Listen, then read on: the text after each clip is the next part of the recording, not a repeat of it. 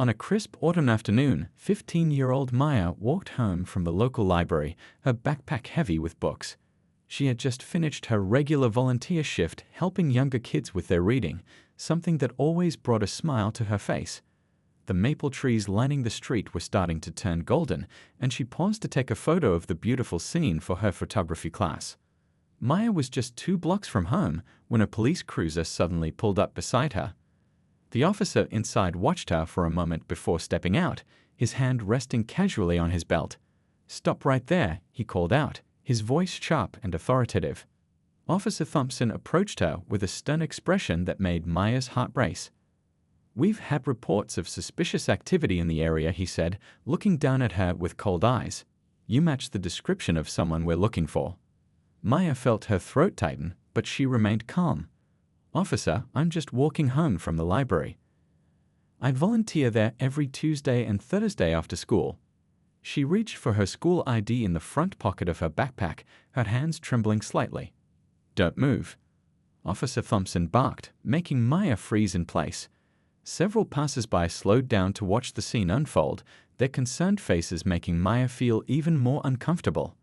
"But sir, I have my school ID right here," Maya said softly, trying to keep her voice steady. "I'm an honor student at Pine Valley High. You can call the library. Mrs. Rodriguez, the head librarian, knows me well." Officer Thompson ignored her explanation. Instead, he circled around her like a predator, his boots scraping against the sidewalk. "Where were you between 2 and 3 p.m. today?" he demanded. "I was at the library, sir. I was helping with the children's reading program." There are at least 20 people who can confirm that, including parents and staff. Maya's voice grew stronger as she spoke about her volunteer work, but Officer Thompson seemed uninterested in her alibi. The afternoon sun cast long shadows on the street as more people gathered to watch. Among them was Mrs. Chen, the owner of the corner grocery store, who stood in her doorway with a concerned expression. She had known Maya since she was a little girl and often gave her free candy when she helped carry groceries for elderly customers. Maya felt tears welling up in her eyes, but she blinked them back. Her father had always taught her to stay composed in difficult situations, but this was testing her resolve. She thought about all the times he had told her stories about standing up for what's right, about maintaining dignity even when others try to take it away. Officer Thompson's radio crackled with static, but he ignored it, focusing instead on Maya's backpack. "What's in there?" he demanded. "Just books and my volunteer log, sir. Would you like to see?" Maya's voice cracked slightly, but she maintained eye contact, remembering her father's words about the importance of truth having nothing to fear. The officer's next actions would set in motion a chain of events that would shake the entire police department, though neither of them knew it yet. As the autumn wind rustled through the trees above them, Mrs. Chen quietly took out her phone, her instincts telling her that something wasn't right about this situation. What started as a routine walk home was about to become a turning point not just for Maya, but for the entire community. The truth of what happened next would soon spread far beyond their small town, reaching people in positions of power who would be very interested in Officer Thompson's conduct that autumn afternoon. Days later, people would still talk about the young girl who stood her ground with dignity, not knowing that her father's position would soon turn this seemingly small incident into something much bigger. But for now, Maya stood there on the sidewalk, her heart pounding but her spirit unbroken, as Officer Thompson prepared his next move. The story of what happened next would soon be known across the city, but at that moment, Maya was just a scared teenager trying to understand why a police officer was treating her like a criminal. The security cameras at Mrs. Chen's store kept rolling, capturing every moment of what would soon become a landmark case in police reform. This was just the beginning of a story that would change many lives, starting with a simple walk home from the library on what should have been an ordinary autumn afternoon. As Officer Thompson's abuse of power continued on that autumn afternoon, the situation grew increasingly tense. He made Maya stand there on the sidewalk, the cold wind biting through her light jacket.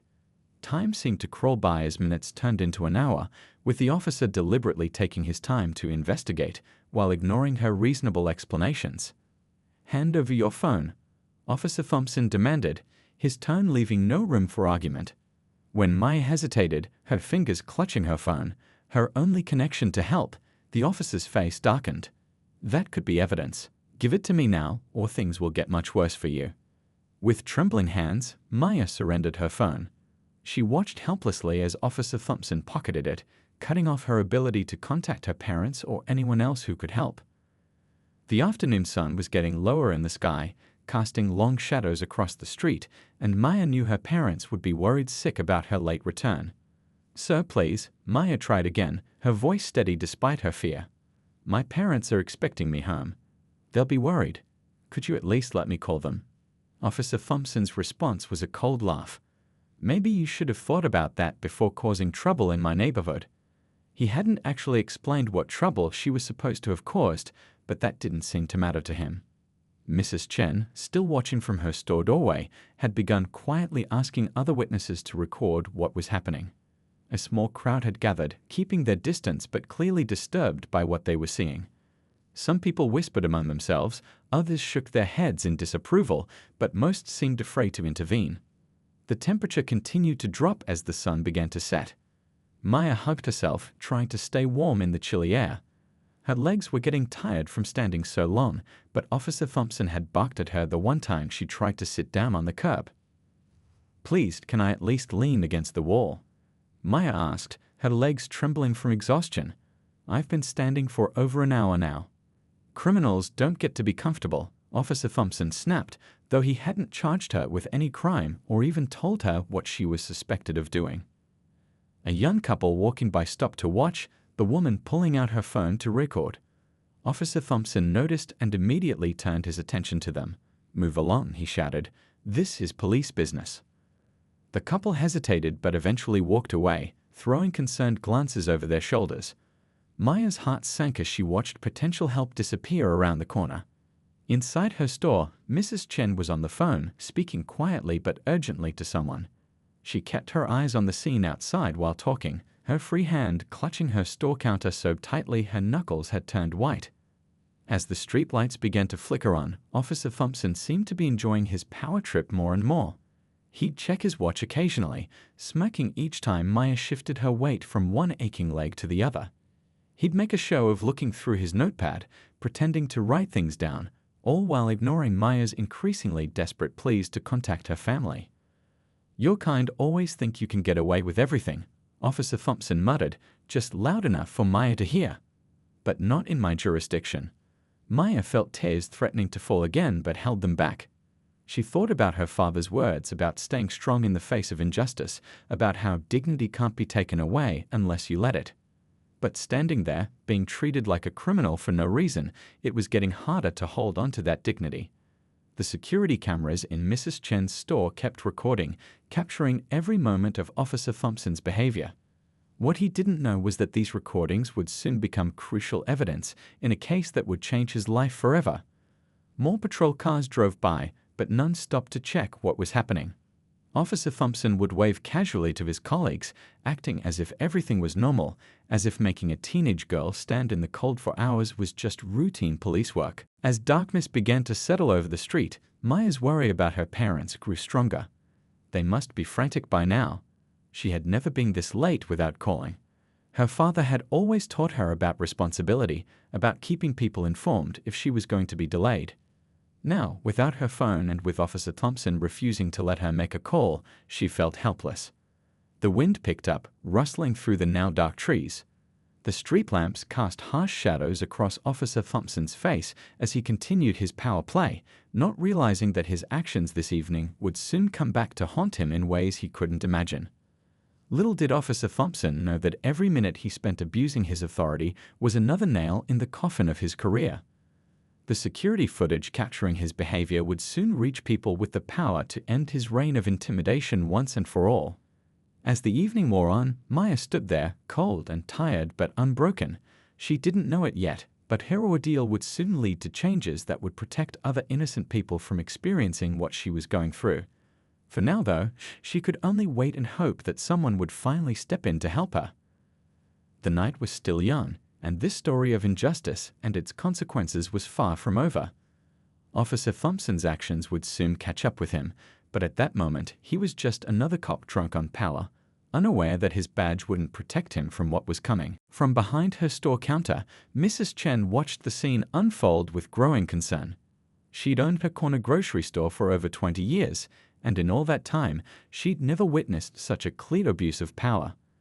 Her security cameras kept rolling, capturing every moment of Officer Thompson's inappropriate behavior. Mrs. Chen had always been known in the neighborhood as someone who looked out for others. She remembered Maya as a little girl, coming into the store with her piggy bank to buy candies. Now, watching this same sweet child being harassed by a police officer made her blood boil, but she knew she had to be smart about how she helped. Quietly, she picked up her phone and called her old friend Robert at the local news station. They'd known each other since high school, and he'd become a respected investigative reporter. "Robert," she whispered, keeping her eyes on the scene outside, "you need to see what's happening outside my store right now." As she described the situation, Mrs. Chen methodically checked all her security cameras. The front camera had the clearest view, showing Officer Thompson's aggressive stance and Maya's obvious distress. The side camera caught how he'd confiscated her phone, and the overhead camera showed how long he'd made her stand in the cold. "I'm sending you the footage right now," Mrs. Chen told Robert, her fingers moving quickly over her phone. "This has been going on for over an hour. The poor girl hasn't done anything wrong. She volunteers at the library, for heaven's sake." Robert's response was immediate. "Keep recording everything. Don't delete anything. I'm calling some people who need to see this." More customers came into the store, and each one stopped to watch the scene through the window. Mrs. Chen overheard their whispered conversations, their shock and outrage growing. Some pulled out their phones to record, but Officer Thompson's threatening glares made most of them put their phones away. "Did you see how he took her phone?" One elderly customer whispered to Mrs. Chen. "That's not right. She's just a child." Mrs. Chen nodded grimly, still recording everything on her security system. "Don't worry," she assured her customers. "This won't go unnoticed." As the evening progressed, Mrs. Chen noticed other officers driving by, but none stopped to check on their colleagues' actions. She carefully noted their car numbers too. Such negligence needed to be reported. The security footage was damning. It showed Officer Thompson's smirk when Maya asked to call her parents. It captured his aggressive body language, the way he deliberately intimidated a teenager. Most importantly, it recorded his comments, every discriminatory remark, every abuse of power, crystal clear on high-definition video. Mrs. Chen's hands shook with anger as she watched Maya shivering in the cold. She wanted to run out there with a warm coat, but she knew she needed to be strategic. This evidence had to be preserved properly if it was going to make a difference. Robert called back. "Keep recording," he said urgently. "I've contacted some people in the Police Oversight Committee. They're very interested in this footage." Around her, the store buzzed with quiet activity. Customers came and went, each one witnessing pieces of what was happening outside. Mrs. Chen knew that word was spreading through the neighborhood. People were talking, sharing what they'd seen, their anger growing. She watched as another patrol car drove by slowly. This time, the officer inside seemed to pause, looking at the scene with concern. But like the others, they drove on without stopping. Mrs. Chen made sure her cameras caught that too. "I've known that girl since she was knee-high," Mrs. Chen told another regular customer. "Her father needs to see this footage. Someone needs to be held accountable." The security system blinked steadily, recording every second.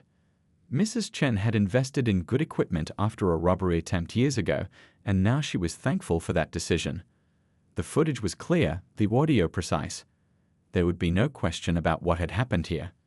As darkness fell completely, Mrs. Chen's store became like a lighthouse of hope. People gathered inside, watching, waiting, their presence a silent protest against what was happening outside. She kept her store open past closing time, knowing it was important to have witnesses. "The news station is very interested," Robert texted her. "Keep everything safe. This is bigger than just one incident." Mrs. Chen looked at the footage again, her jaw set with determination. She'd seen injustice before, but this time she had proof. This time, something would be done about it. What Officer Thompson didn't realize was that his actions weren't just being recorded, they were being transmitted to people who had the power to end his career. His abuse of power wouldn't go unnoticed or unpunished, not this time. As the evening wore on, Mrs. Chen continued her quiet documentation. She knew that sometimes the most powerful acts of resistance aren't loud or dramatic. Sometimes they're as simple as pressing record and making sure the truth gets to the right people.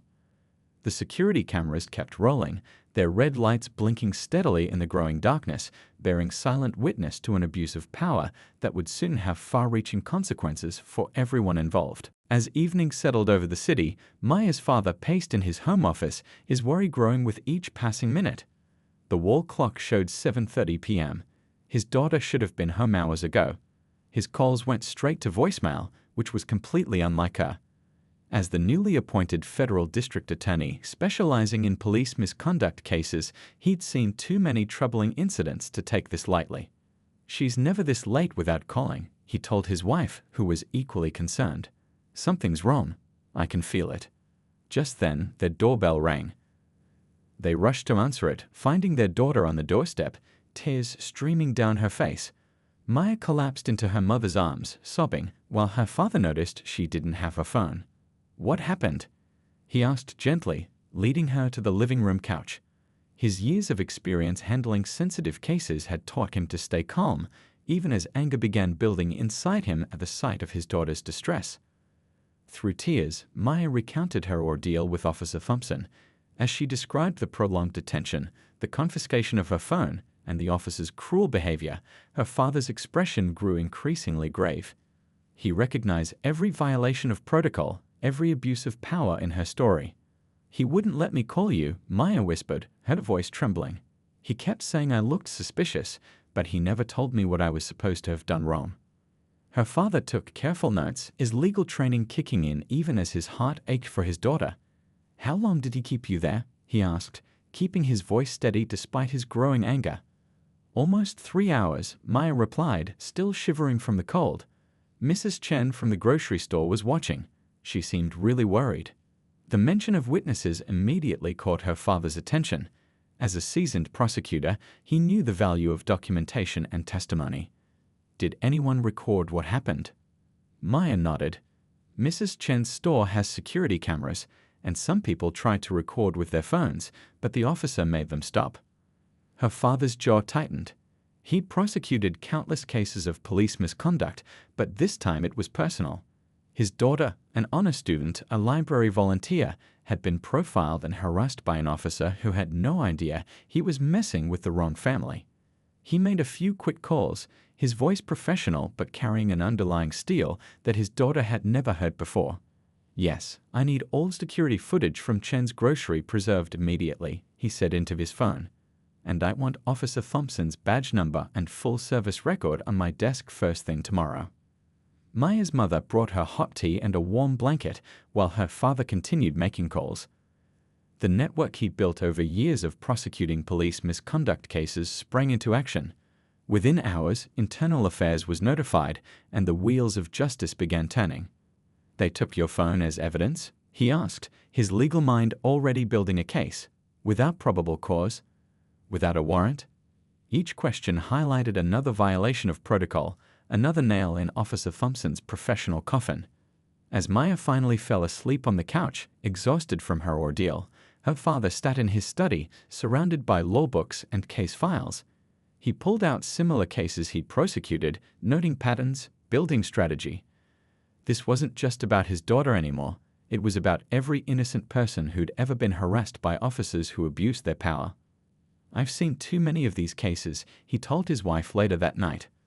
"But they've never had an eyewitness like Mrs. Chen, with security footage to back it up. And they've never messed with my daughter."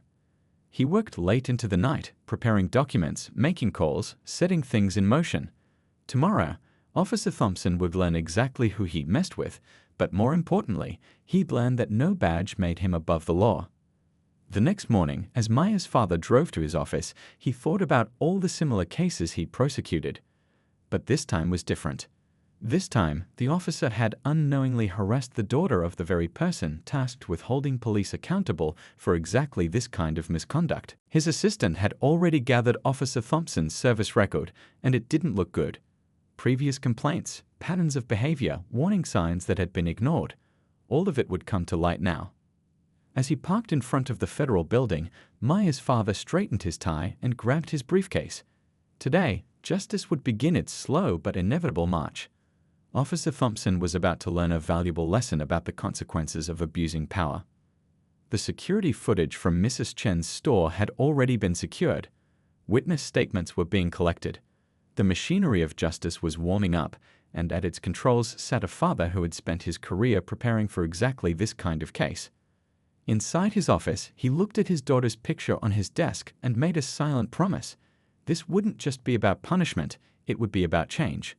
Real, lasting change that would protect other young people from experiencing what his daughter had endured.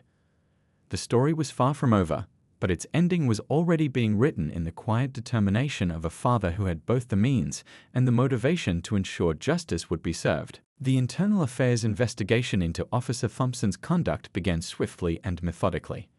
Investigators arrived at the police station early the next morning, their presence sending ripples through the department.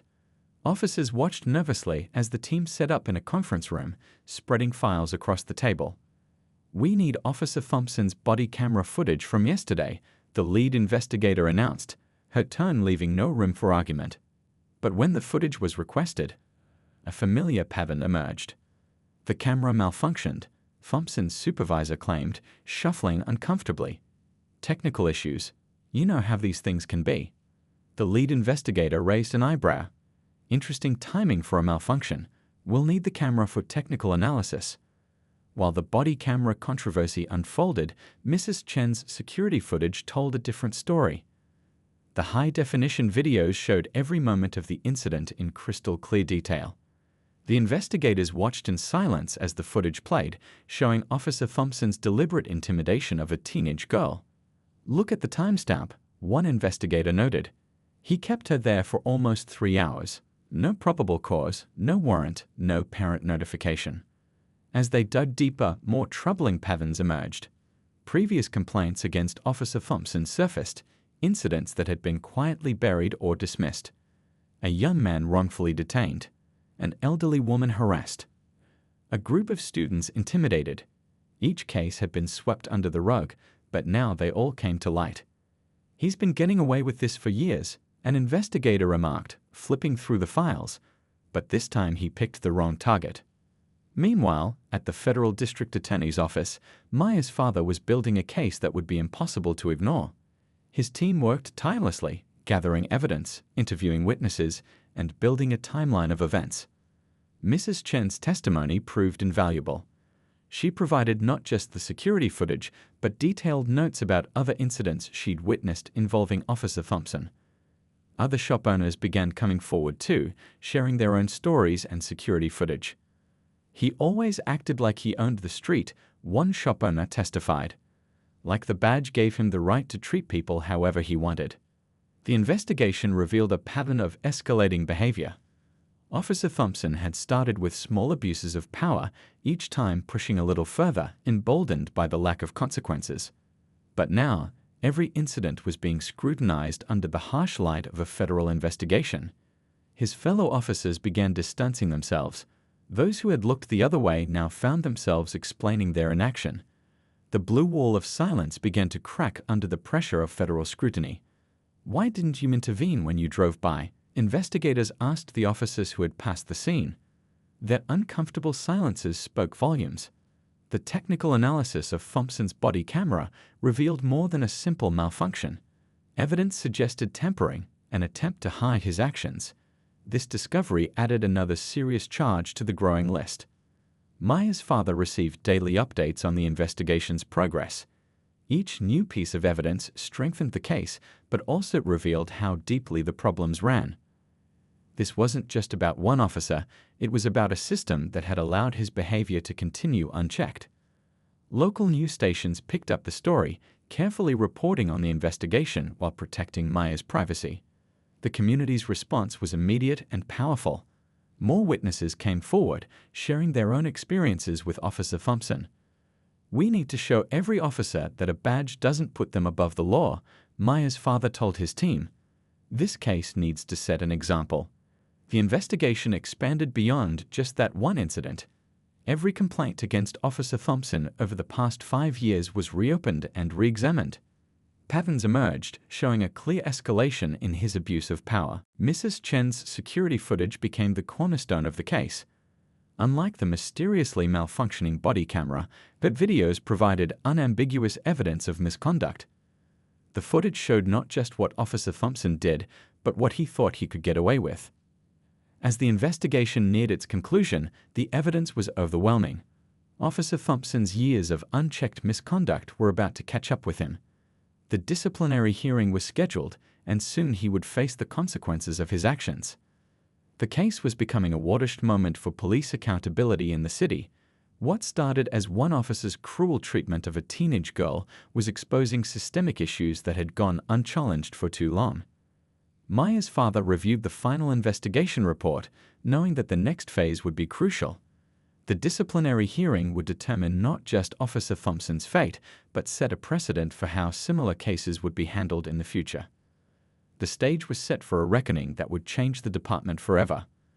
Officer Thompson was about to learn that no amount of badge-wielding could protect him from justice, especially when that justice was being pursued by a father determined to right a wrong done to his child. The morning of the disciplinary hearing arrived with a tension that could be felt throughout the police department. Officer Thompson walked into the hearing room with the same arrogant swagger he'd shown on duty, but that was about to change. The room was packed with department officials, legal representatives, and internal affairs investigators. Thompson took his seat at the front, still showing no signs of concern. He'd been through similar hearings before and had always managed to slip away unscathed. Before we begin, the head of the disciplinary board announced, "I'd like to introduce the federal district attorney who will be presenting evidence in this case." The color drained from Officer Thompson's face as Maya's father walked into the room. Recognition flickered in his eyes as he connected the dots. The teenager he harassed was the district attorney's daughter. His confident smirk vanished, replaced by a look of dawning horror. "Good morning, Officer Thompson," Maya's father said calmly, arranging his documents on the table. "We have quite a lot to discuss today." The evidence presentation began with Mrs. Chen's security footage. The crystal-clear video played on a large screen showing every moment of Thompson's abuse of power. The room watched in silence as the footage showed him confiscating Maya's phone, making her stand in the cold, and dismissing her reasonable explanations. "Would you care to explain your actions, Officer Thompson?" the board chairman asked, his voice stern. Thompson shifted uncomfortably in his seat. "I was conducting a routine investigation," he stammered. "I had reasonable suspicion." "What was the nature of this suspicion?" Maya's father interrupted, his voice professionally calm but carrying an edge that made Thompson flinch. "Please be specific." When Thompson couldn't provide a concrete answer, the questioning moved to his body camera malfunction. The technical analysis report revealed deliberate tampering, adding another serious charge to his growing list of violations. "This isn't the first time your body camera has conveniently malfunctioned, is it, Officer Thompson?" Maya's father asked, presenting a stack of similar incidents. As the hearing progressed, Thompson's facade of confidence crumbled completely. Each piece of evidence, each testimony, each revealed pattern of misconduct drove home the reality of his situation. He was no longer the untouchable officer who could abuse his power without consequences. Previous complaints against Thompson were presented, showing a clear pattern of escalating misconduct. Officers who had witnessed his behavior were called to testify, many now choosing to break their silence rather than risk their own careers. "The department has a zero-tolerance policy for abuse of power," the board chairman stated. "Your actions have not only violated this policy, but have also broken the public's trust." Thompson's police union representative looked increasingly uncomfortable as more evidence was presented. There would be no defending these actions, no explaining away the clear video evidence and pattern of misconduct. "Your badge was meant to be a symbol of public trust," Maya's father said, his voice carrying the weight of both professional duty and personal impact. "Instead, you used it as a weapon to intimidate innocent people, including my daughter." The revelation of Maya's identity sent whispers through the room. Thompson slumped in his chair, finally understanding the full magnitude of his mistake. He had arbitrarily chosen to harass a teenager, never imagining she could be the daughter of the very person tasked with prosecuting police misconduct. You thought your badge made you untouchable, Maya's father continued. Today, you learn that no one is above the law, especially those sworn to uphold it. The disciplinary board took a brief recess to review the evidence. During this time, Thompson sat alone, avoided by his fellow officers who now saw him as a liability rather than a colleague. When the board returned, their decision was unanimous. Thompson's career in law enforcement was over. His termination would be immediate, and his case would be referred for potential criminal charges. Your actions reflect poorly on every officer who serves with honor, the board chairman declared. We cannot and will not tolerate such abuse of power in our department. As Thompson was escorted out of the hearing room, his badge and gun already surrendered, the impact of the day's events began to ripple through the department. Other officers watched, understanding that the era of unchecked misconduct was coming to an end. Maya's father gathered his documents, knowing that this case would serve as a precedent for future misconduct investigations. It wasn't just about punishing one officer, it was about changing the culture that had allowed such behavior to flourish. The hearing room slowly emptied, but its effects would be felt for years to come. Officer Thompson's cruel act against a young girl had indeed backfired, leading to consequences he never could have imagined when he decided to abuse his power that autumn afternoon. The aftermath of Officer Thompson's termination sent ripples through the entire police department and community. In the weeks that followed, Maya's father used his position as federal district attorney to implement sweeping changes in police training and accountability. The first major reform came in the form of a new training program focused on proper interaction with minors. Officers were required to attend intensive workshops that taught de-escalation techniques and cultural sensitivity. The security footage from Maya's incident became a teaching tool, showing exactly how not to handle encounters with young people. We're not here to create fear, Maya's father explained to a room full of officers during a training session. We're here to build trust. Every interaction with a young person is an opportunity to either build or destroy that trust. The changes didn't stop there. New policies required immediate supervisor notification when officers detained minors. Body cameras could no longer be deactivated during civilian interactions, and any malfunction had to be immediately reported and investigated. Maya, inspired by her experience, found her own way to make a difference. With support from her school and community leaders, she started a youth advocacy group called Bridge the Gap. The group brought together teenagers and police officers for open discussions about mutual respect and understanding. What happened to me was scary, Maya told a group of students and officers at their first meeting. But instead of letting it make me afraid, I want to help make sure it doesn't happen to anyone else. The program quickly gained attention. Local news stations covered their meetings, showing teenagers and officers engaging in honest conversations about their experiences and perspectives. Even some of the most hardened officers found themselves changed by these interactions. Mrs. Chen's grocery store became an unofficial community center for these efforts. She hosted monthly meetings where residents could discuss their concerns with police representatives in a neutral, comfortable setting. The security cameras that had caught Thompson's misconduct now recorded something very different: positive interactions between police and the community they served. Sometimes good things come from bad situations, Mrs. Chen would say, watching these meetings from behind her counter. We just have to be brave enough to make the changes. The department's culture began to shift. Officers who had once looked the other way when witnessing misconduct now felt empowered to speak up. The blue wall of silence began to crumble, replaced by a new understanding that true loyalty meant holding each other accountable. Maya's father worked tirelessly to ensure these changes would last.